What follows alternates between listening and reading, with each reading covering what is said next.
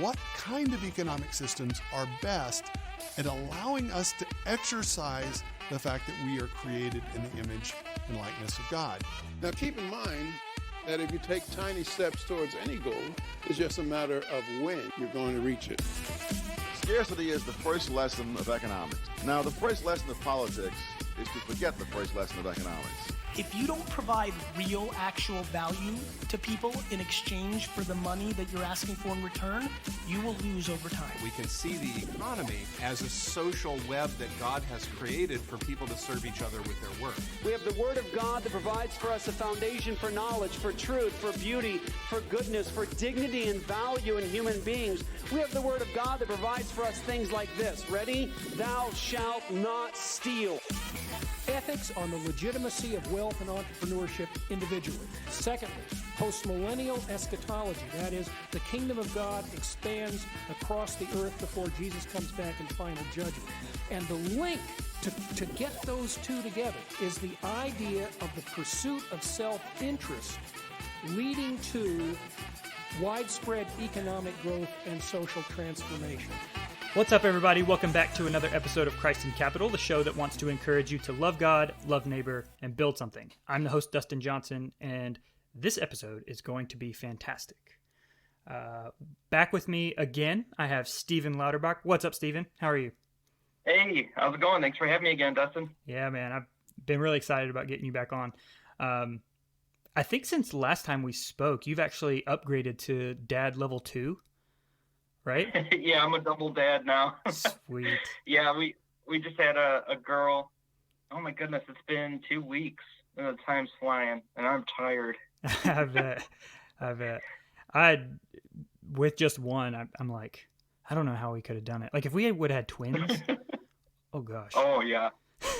Oh, my wife is a twin. I mean, her mom's been telling us all about it. I don't know how she did it. Oh gosh. But, so there's a pretty good possibility that you could have twins, right? Isn't it? There's an increased chance. Yep, that's right.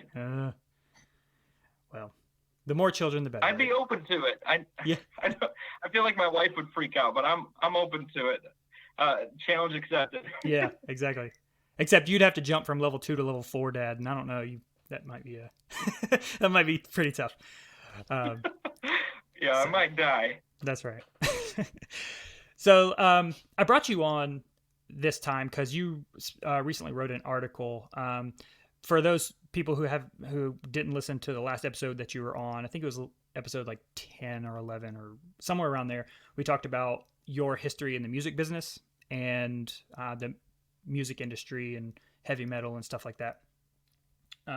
But I wanted to bring you on and talk to you about the other side of your content creator life.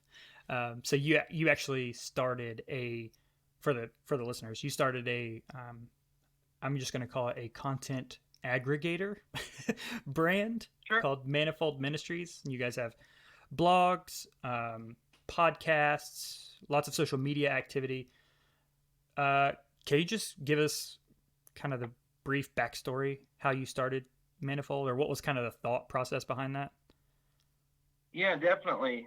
So Manifold Ministries, the reason I came up with it was that I had a lot of friends that were creative types, and I like to make things, whether it was music or just writing or creating social media content for people to look at or laugh at, whatever it was. And I thought, man, this would be cool to just focus some of the energy towards something that's glorifying to God. And I reached out to a couple of my friends. I was like, what do you guys think? Can we pull something like this together? And that was kind of like the motive for it at the beginning. And like you said, we've got a couple blogs on here and my podcast, Despite Popular Belief. But my goal is to get some more contributors by the end of this year. And I would love for it to grow into just a huge network where people can find quality biblical content. That was like the main focus, was like, how can we get biblical content that's not super cringe and super low hanging fruit, where it's like, this, be nice to your neighbor. Okay. Yeah. Like, yeah. let's let's go deeper. Right. Like, let's get into like limited atonement and like confusing things. Yeah. Or let's talk to people who slip through the cracks of church. Like that's the kind of content that I wanted to make, because man, I've been in that boat. And so I'm like, there's definitely a need out there. There's got to be other people that are looking for quality content like that. Mm-hmm. Yep. And the brand is just it's a platform that like you could have so many different things under that umbrella. Sure. I mean, we're talking about the manifold glories of God. It's just, everywhere. You can find it in anything. So you got blogs, podcasts. You're probably going to do like video stuff. I'm sure you'll get into that. Yeah, I'm excited. I'm excited about where that's going. But so the reason, or the thing that kind of kicked off the idea for this episode was this blog post that you wrote for Fighting Stagnant, which is, for the listeners, one of the blogs under Manifold Ministries. And it's called Why You Never Have a Good Day at Work. And I thought this was like a really good topic for Christ in Capital, because we talk about like the lofty economic, philosophical ideas about the marketplace and all those things and how they relate to Christianity. But we also want to kind of touch it down on the ground. And so I kind of wanted you to give the listeners a brief overview of this article. What made you think of this? What kind of spurred you to write this article? Yeah, definitely. So, why you never have a good day at work? I was not having good days at work very often. My wife was able to point that out graciously to me, and I knew it was an internal issue with myself, because there's no way that everybody in the whole world is bad at their job, and that I'm having to just deal with these people all day, customers included. So it's like I was aware there was an issue within me. So basically, I started digging into scripture. Yes, we're aware of the curse at the beginning of Genesis, that the ground would be cursed and that there would be thorns, and we'd work it the rest of the days of our life. And so that was kind of like the groundwork from where I started. Pun intended. And then I accumulated what's that? I said pun intended. It was the groundwork. Anyways, go ahead. Oh, yeah. Dude, I like that. Nice catch. So I accumulated a master list after that that basically covers just about every angle you could think of, different scenarios in the workplace, including like being burnt out or thinking that everyone else is bad at their job, being late to work, you don't like taking orders, et cetera, et cetera. I have scripture for every single one of these things, and I found the most relevant ones that I could think of, things that were applicable to myself and things that also worked for me, that helped me to start having good days at work. And ironically enough, I wrote the final version of this during my 2-week vacation. So it was like I had to step out of work for 2 weeks to kind of get my mind clear and, just get all the thoughts down. But that's essentially the basics of it. And as you mentioned, you can find that on manifoldministries.com if you're curious to read that. Yes. And I just thought it was really good. Just so the listeners have kind of an idea, you have a list on there of 10 or so specific things that I think a lot of people can relate to. But the one thing that I really liked about the article was that you kind of you bookended it with the grand narrative. So like you said, you've got in Genesis, you've got the kickoff to the article is Genesis 3:17, cursed is the ground because of you. Through painful toil you will eat food from it all the days of your life. It will produce thorns and thistles for you, and you will eat the plants of the field. By the sweat of your brow you will eat your food until you return to the ground, since from it you were taken. For dust you are, and to dust you will return. So we see you set up the whole like fall narrative. Adam and Eve ate from the tree of the knowledge of good and evil.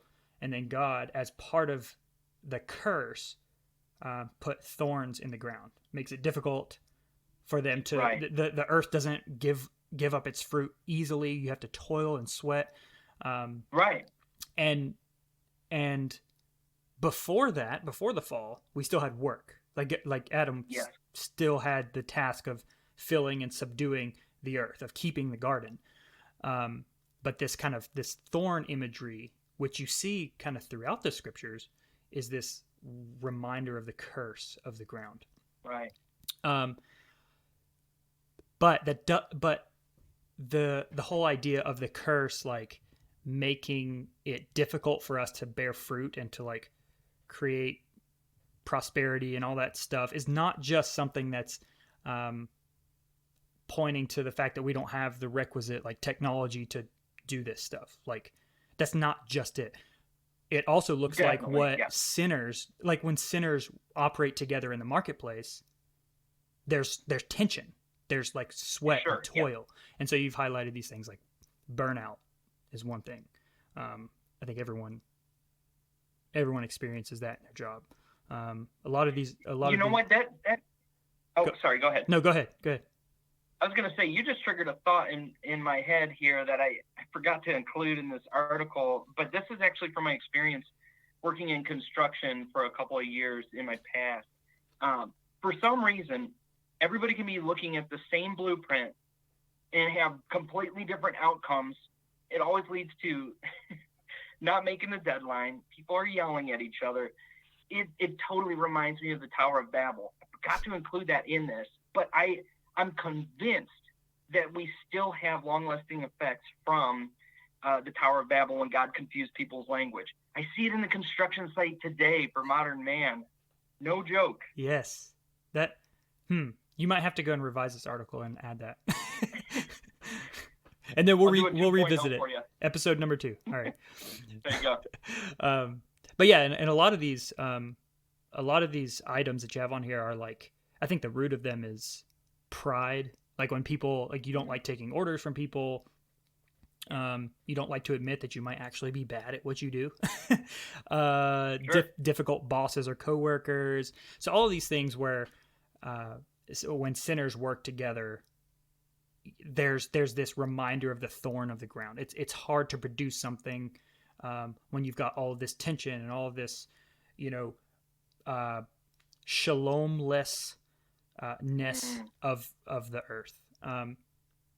But the second bookend was the idea that we have purpose, like the marketplace. There's purpose in the marketplace. We're not just random, biological materials just floating around in a universe unpurposed, right? Right, with an aimless mission, seemingly.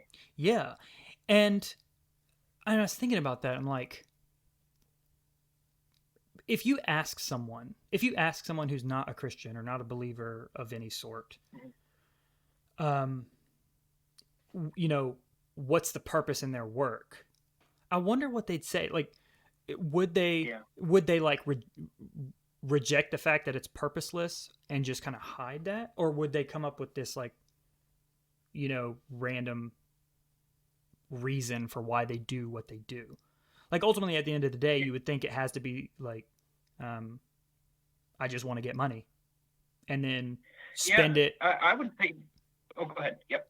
No, go ahead. Good. I was going to say, like, just the base level, like the first tier, let's just call it first tier of support at any company, they would probably respond like that. Yeah, if they're an unbeliever and they're just there to work, they're there to make money. They're just there to support their family. Yeah. I think across the board, generally, that would be the response you might get. But when you get towards the top tier, maybe CFOs, CEOs, they would probably have some sort of, heady goal in mind that, I am part of this bigger plan. I only say that because from time to time, I have to service offices for CEOs and stuff, and I have to talk to some of these people, and they're on a whole other level, man. Yeah. They are on a mission. Yeah. I can see that. And it's like everyone's playing into some sort of narrative that their life is kind of like playing into, whether you're the guy on the front lines at a fast food restaurant. Well, you're working to get money so that you can save up to buy something, or you want to invest in a business, but then you invest in that business and gain a lot of money, and then you invest in equities and stocks and all that stuff to get a lot more money. But then at the end of your life, like, well, then what? Like, if you're not a believer, if you don't like, you have to have some sort of purpose. Your only shot. Yeah. Yeah. Yeah. And maybe to the unbeliever who doesn't believe in anything after death, this is your one shot. So you better have a good job and do a good job. Yep. And make as much money as you can. Yeah. Some people will even do that at the expense of others just because it's the one shot they get. Yeah, if you think about it, like I mean, this is it. Like if you have to cheat a little bit, if you have to like throw someone under the bus, well, life's purposeless anyways. So there's no justice ahead of us. There's no like retribution at the end. There's no like settling of the of debts. It's right. Every man for himself, survival of the fittest kind of thing. Exactly. Yeah. So that should not be offensive to people then. I mean, I'm sure everybody's heard a coworker talking about getting stabbed in the back or somebody taking credit for their work. And it's like, well, so what? Yeah. So what? Yeah, exactly. Yeah. So what? Who says this is wrong? It's like every man for himself, I thought. Yeah, exactly. Are you precept? You know what? That's a long conversation. Okay, that's like a 2-part podcast okay. kind of scenario. Okay. I've had Calvinists come on the show before and talk about all the different millennial options there are, and he laid them out pretty well. Mm-hmm. But man, I'd have to read up a little bit more because it's been a long time since I've talked to that guy, and honestly haven't thought about it since. Right. Yeah. You've had quite a few like Reformed guys on your show. Mm-hmm. And I've never really known whether or not you are, but it's not super important. I just was interested. I keep you guessing. Yeah. Maybe I should address it. Maybe I'll bring you on and we can talk about it. Sounds good. So, but as Christians, we have this overarching narrative that is the purpose, is the meaning of what we're doing here in the marketplace and in our jobs, namely to take dominion. God called us to take dominion. And here's the way I see it. And I'm not a theologian proper. I'm not going to seminary or anything, but I know how to read my Bible. Yeah. If you take that setup from Genesis of God, when Adam fell, God cursed the ground, right? And then you see how men would toil by the sweat of their brow to produce food and all of this stuff, and women would have pain in childbearing and all this stuff. That imagery of the thorns of the ground is kind of like it's a symbol of the curse. Now, when you get to Jesus, he has all this imagery about thorns, like some seed falls on hard ground, some seed falls among thorns, and it comes up and chokes it out and all that stuff. And he's making more of a theological faith statement there. Yeah. But you still got the imagery.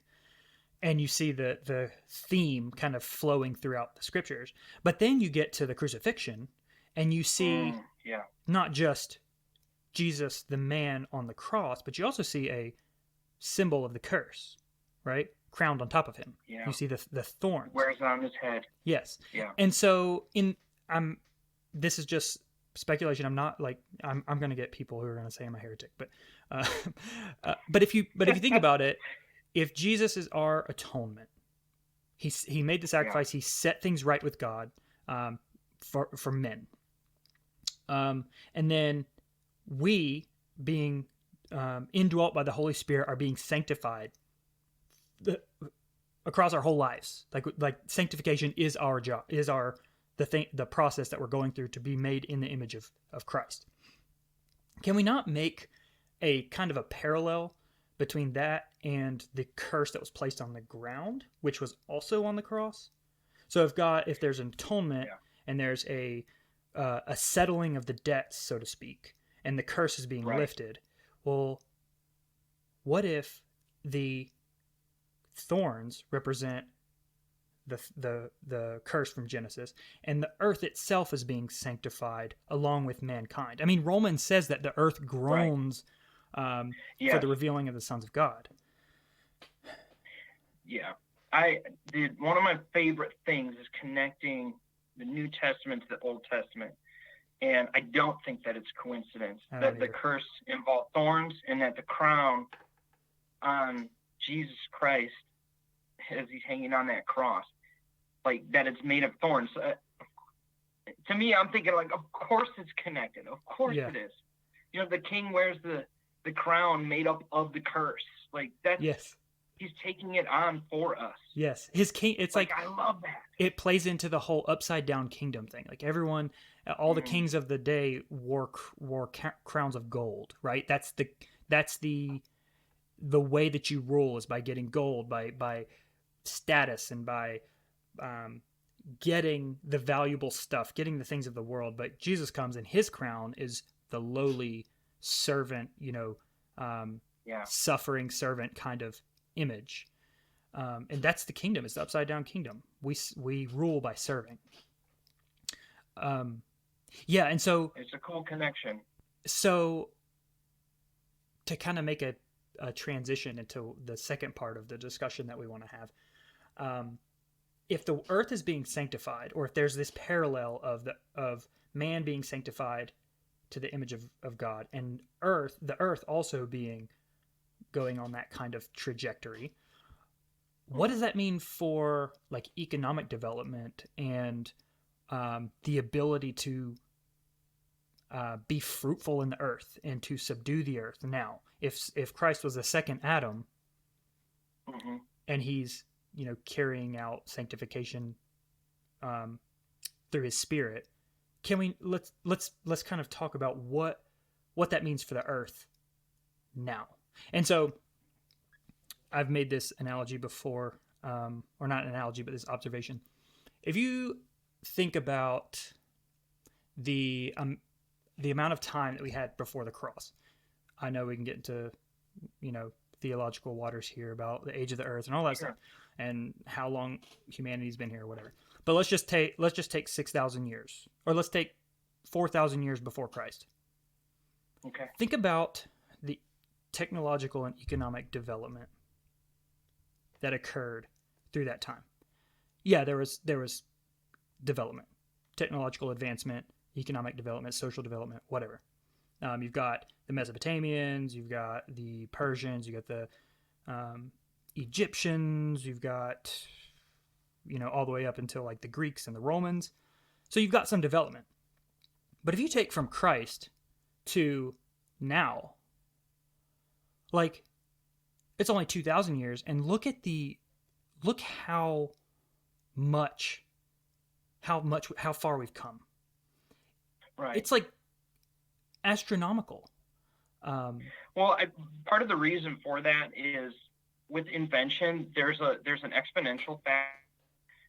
Man, I wish I could remember what show I was listening to, but they had this guy explaining, like, obviously the wheel has been invented, but then generations later a wing is invented. So not only can somebody glide in the air, but they can put wheels under the wing. Now you can make it ground faster and lift off quicker. And so then the radio is invented. So now there's a radio on your rolling flying aircraft. Yeah. And then and then XYZ. So as more things get invented, more things can be combined to create even more things that are essentially souped up. Right. So it doesn't surprise me at all. Yeah. But the thing that surprises me is the technology that's been lost in, ancient generations. Or I'm even thinking even just the global flood from Noah's time. Oh, man. Like, what stuff got destroyed then? Oh, man. Are you familiar with Michael Heiser? No. He has a... Never mind. We'll touch base offline. I've got some really cool thoughts about that. But okay, cool. Just because we're don't have a ton of time. So yeah, if you think about the economic development and the just within the past 30 years, like I think Stephen, you and I are around the same age. I was born in 90. But when I was a kid, There was nothing like that. Like, there was nothing like the information age that we're in now. Like, we would never, I would never have expected that I could start something like this, like a podcast, and have someone in Taiwan listening to me. Right. Right. And I know your podcast has reach all over the place as well. It's like, there's so much opportunity open to us, to create things, to make art, to be entrepreneurs, to be inventors. And there's no excuse for you not to be communicating your product or your content or your information or monetizing your skills or your experience or whatever. And we see that with YouTube, with, the music platforms like Spotify and SoundCloud and Podbean and Apple and all that stuff. And we just live in this age where everyone has an outlet and everyone can go out and gain an audience, like just cultivate an audience, get people to listen, get advertisers to buy space with your audience. Right. There's just so many different opportunities. And so I wanted to talk with you about your favorite content creators. What are the ones that you see that you go to on a daily basis, or just you think that are unique? Yeah, definitely. There's a couple of different categories, because like sometimes you're in the mood for entertainment, sometimes you're in the mood for information, or I mean, if you're a believer, which I suspect a lot of people who are listening to this right now, because it's called Christ and Capital, maybe you were trying to get some intake on theology. So there's a couple of them go-tos that I have. If we're talking like printed out media, Ligonier Ministries is one of my favorite. Yes. And this is a ministry that R.C. Sproul started. And first of all, his podcast is amazing. It's just all of his lectures. They include lectures and sermons in there. So you're getting like teachings from his classroom. He's passed away in our lifetime, but so you are Reformed. I do lean towards Reformed. Yeah. No, I mean, you don't have to hide it. I definitely am. So just FYI. No, that's all good. I know it could be divisive for some people. To me, the base theology is a killer starting point. There are certain things I don't completely agree with, but for me, like my main goal is I want truth over tradition. Yes. It doesn't matter, what we've been doing for all this time. What's the Bible say? That's what I'm trying to go to. That's what I want to know about. Yes. And so like, I'll make that distinction, because some people will say, oh, you're Reformed, and they might think, oh, you're Calvinist. Right. No, I'm not, but I have Calvinist friends I do believe I'll see in heaven. Right. This could be a very long conversation. No, I know, and I'm steering you off into a place we didn't want to go, but I will chop that rabbit trail off real quick, and we'll maybe make that another episode. Yeah, all good, man, all good. But Ligonier Ministries also has a daily devotion that I just started getting into. I have the printed version. It was like $23 for the whole year. And dude, that thing is just packed with good stuff. Yeah. And the devotional's not super long, so like I keep it in my car, so that if I'm showing up to appointments at work early or whatever, I've got it sitting in the seat next to me. I'm just opening that thing throughout the day. That's one of my go-tos if I'm looking at theology. If we're talking social media, I'm generally going on there to either post my own content or I want to laugh. I want to laugh at stuff. Right. I'm looking for some comedy. So one of my favorite, I guess, social mediaites, I don't know, whatever you would call it. His name social media nights. The media nights, there you go. Chris Wineland is a stand-up comedian. He's a believer. Yeah. Dude, his Instagram page is hilarious. Yeah. He makes his own memes. They're so funny. He makes videos. He does sketches, not like drawings, but like short comedy sketches. Yeah. He's on multiple late night shows. The dude's funny. Like his latest thing is like, if I can get to X amount of fans, I'll get a spray tan for my, my terrible white skin or something. Like, he just does the funniest stuff. Yeah. And he's a believer. So, like, to me, something that's super funny doesn't have to get vile or vulgar or anything. It's just funny because you're making an observation that, I don't know, it just strikes something in you that's like, this is so funny. Yeah, it's usually super true. Like, it's just like truth that people just don't like call out, but then a comedian comes up and calls it out, and they're like, yeah, that's definitely true about me. Exactly. Yeah, 100%. So, like, yeah, like I said, if I'm going on social media, that's what I'm looking for. I almost hesitate to mention this just because he is bombastic. He's not a little bit bombastic. He's totally bombastic. And it's Steven Crowder. I know that's going to turn people off, but if I'm looking for information about news, I don't want it to be just like completely serious the whole time. Right. And maybe that's bad. I don't know. No, that's why the Steven Crowder. Funny you should say that, because I was just listening to his most recent podcast right before we started. But I like it. He is the right like Stephen Colbert or yes. Trevor Noah, or like, you know what I'm saying? Like, he makes it funny. Yes. Obviously he's biased. He says he's biased. He knows he's biased. But it's good. Like, it's funny. It's super funny. It's quality. Yeah. The production quality for his show is great. He's using the best equipment. His backdrops are great. His mics are great. I know that doesn't really matter. The guns he uses are great. Like, the cigars he smokes are great. The coffee he drinks. Like, he's just like trying to make a great product and tell you about stuff. And it's funny. He's found an audience that he's highlighted a niche.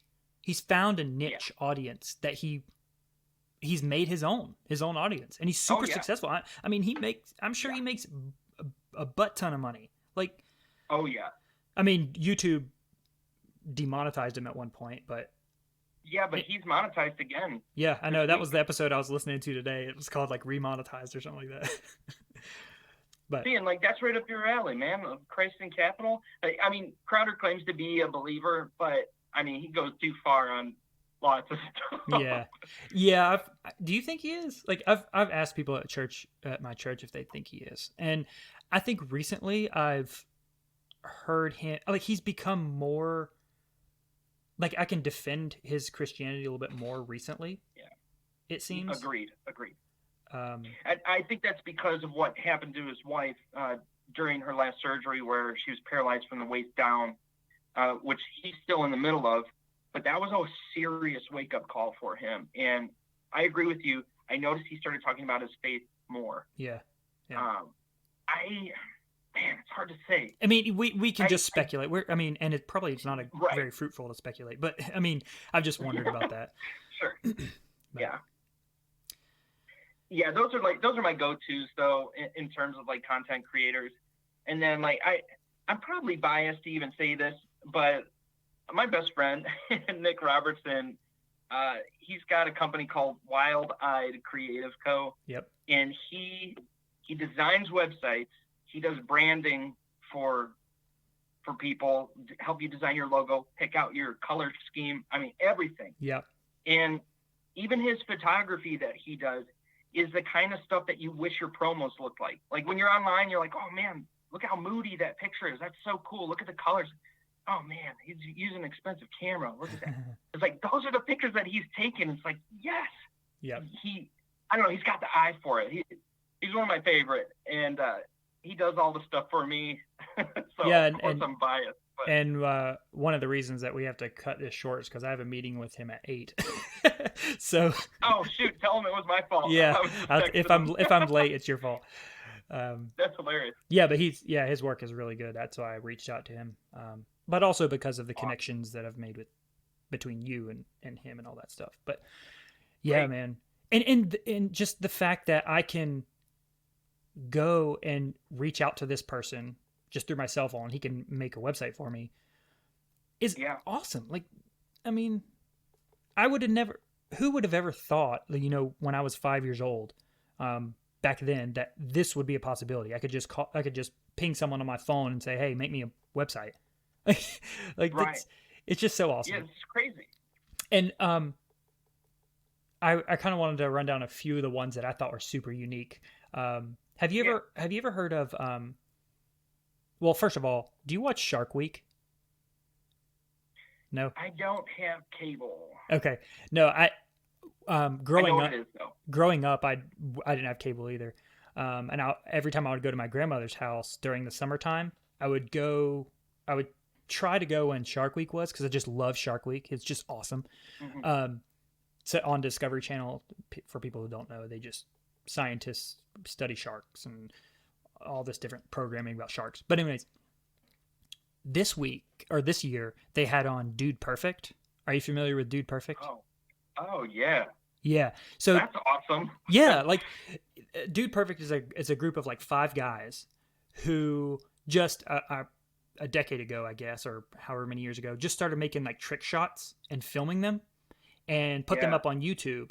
And they created this huge following, ginormous following. They put it up on YouTube. They're like millionaires now because of just the people that watch their videos. Wild. And they not only on YouTube, but they actually do like tours. I have no idea what they do on tour, but they have that going Right. for them. It's just such an awesome success story. And now they're on the Discovery Channel on Shark Week. Just such an awesome success story. Just kids like making videos of themselves shooting a ball at, really crazy shots and stuff like that. Man. Another one was, have you ever heard of, you probably haven't, Jake DLMID? No? No, that doesn't sound familiar. He was in the video game scene. You know how video games have become like this huge thing now where kids can make money by streaming or competing or whatever.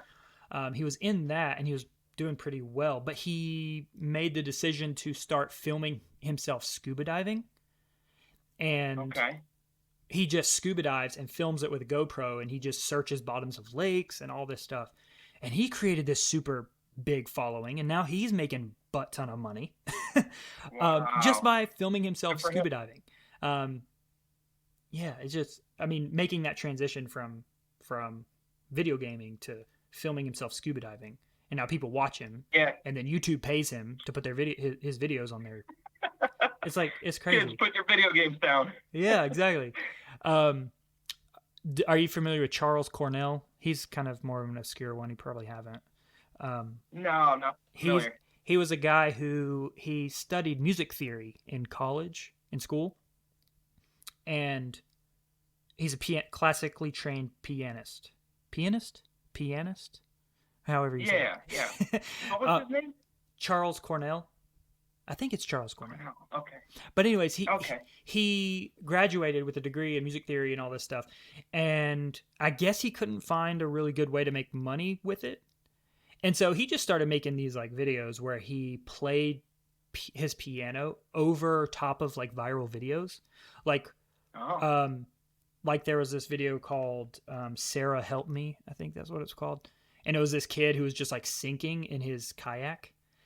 And it was a funny video. This kid like screaming like, Sarah help me, and he's like making these faces, and this guy just took a piano and was playing music over it, and it was hilarious. It is so it's so funny.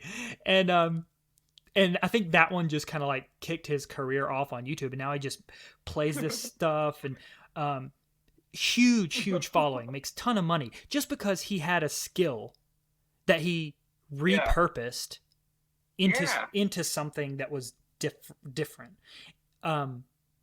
He's making a ton of money, and I'm like, love it, dude. How does this relate to like the thorns and all that stuff? Yeah, like the opportunity for you to make money.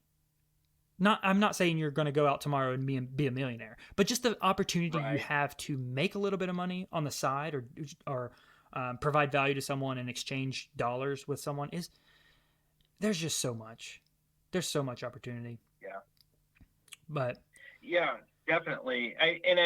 At least for me, like a lot of the side work that I have been doing recently has involved some form of manual labor, which you can't do forever. You can't work your full shift and then do some manual labor after work and make side money. So, like, I get it. I get it. I used to be able to make, extra money in the studio, but my house is getting filled up with little babies. So that's right.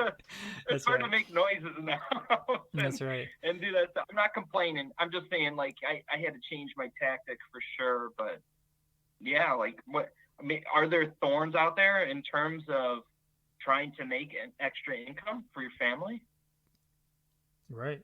Like, I would say maybe like even just an oversaturated market where people, I don't know, they have a nice camera, but they don't know how to take good pictures. Right. But you got to dig through all that junk to get to the good stuff, and then the good people never get found. Right. I mean, I consider that a thorn. Yeah. And I think since we have the world open to us, or just like the ability to reach so many different niches, I think that thorn is going to kind of dwindle away over time. But anyways, super. I hope it's super inspiring for people. If they have like a hobby or a skill or something that they're really good at, or they know a lot about, they can sell their service or their information or their experience, whatever. There's just so much. I've joked with people. I've talked about how I've wanted to start kind of like a dirty jobs kind of thing. With Mike Rowe. I don't know if you know Dirty Jobs, but oh yeah, but I want to do it with like the more social media and online business kind of realm. And so like doing accounting and stuff, like the stuff no, that people don't like to do. No, like figuring out how people take their hobbies and what they do on the side and making them into online businesses or social media, whatever they do social media wise. I think that's just really cool. And we'd call it QWERTY jobs. KW. Love it. The QWERTY keyboards. Anyways, yeah. All right, that was fun. That was a lot of fun. I think Nick's gonna be upset. Yeah, it's good to catch up with you again. I'll text Nick. Shoot, I'm gonna text him right now while I'm talking to you. Okay. Dude, it's so good to catch up with you, Dustin. Yeah, man. I think we've teed up a couple other episodes with this one, just with the rabbit trails that we didn't go down. So, everyone listening, stay tuned. Stephen will be back on. Sweet. So, all right. Well, everyone, be encouraged. Go out, make your hobby. Go monetize it. Go figure out some way to like serve others with your hobby or your skill or your experience or your expertise. Just go and do it. The world's open to you. Go check out Manifold Ministries. Awesome blogs on there. Despite Popular Beliefs, one of my favorite podcasts. Go check it out. Stephen, where else can they reach you? That's about it, man. That's the main thing. If you just do manifoldministries.com, you can find all the content there, and it'll even link you to the various social media platforms. It's all in one place. Perfect. Awesome. And you can go like, subscribe, leave a comment, rate and review Christy Capital on the different podcasting platforms. Apple, Spotify, Podbean, everywhere. Well, not everywhere. I don't have it everywhere yet. But yeah, so just remember, go love God, love neighbor, and build something. Talk to you guys later.